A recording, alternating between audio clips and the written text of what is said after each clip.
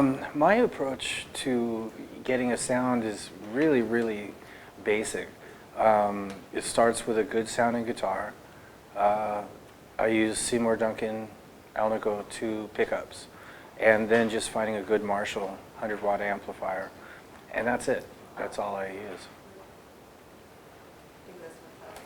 Yeah, in certain songs and for certain solos, I'll use the rhythm pickup, and also I'll sometimes turn the tone down on the rhythm pickup, and it gives it a very sweet, sort of smooth kind of a tone.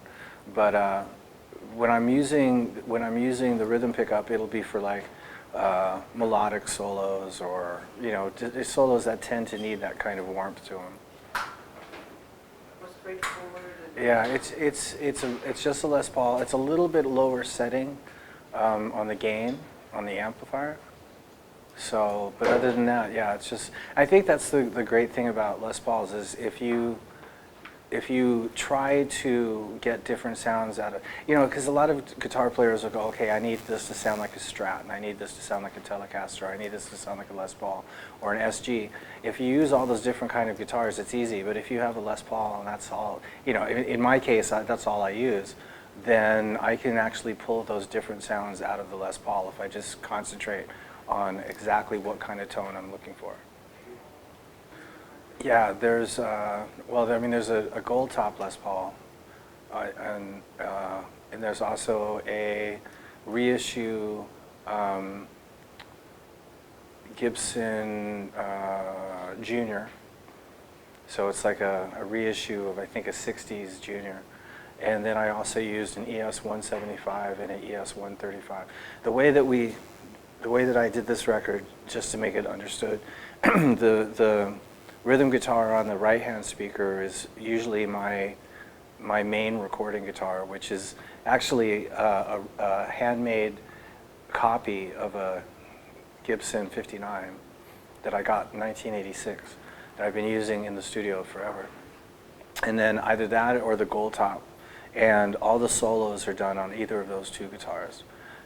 And then on the left-hand speaker, I use either the 175 or the 135, so that there's two different kinds of guitar sounds.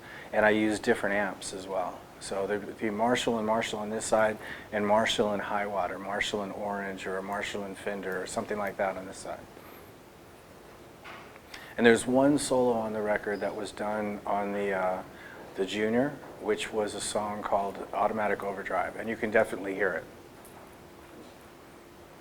Well, the AFD guitar, AFD Les Paul, is it's a replica of my Chris Derrig handmade Les Paul copy.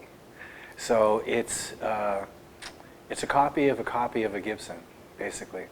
And so the AFD was just a honey burst, or basically just a honey top, and then we made a limited edition, a limited amount of those guitars. And so there was such a demand for them that we decided to do a different run, another run later. But we decided to make it a different color so that the people who paid for the limited edition didn't feel like, we just came out and started putting them out again. So we did the Rosa Corsa and the Vermilion as the same basic guitar but a different finish. Okay, well, the Epiphone model, we've been doing Epiphone models ever since when we started doing Slash models. We've always put out Epiphone editions as well, because they're a little bit less expensive, but they're a high quality guitar. And I have to say, I'm really impressed with the way the Epiphones came out. So you have the Gibson AFD models, and then you have the lesser expensive Epiphone models, which are essentially the same guitar. And for fans who are, inspired by those guitars, the Epiphone is great, especially if you're going from a beginning guitar into professional. It's something that'll last you a really long time.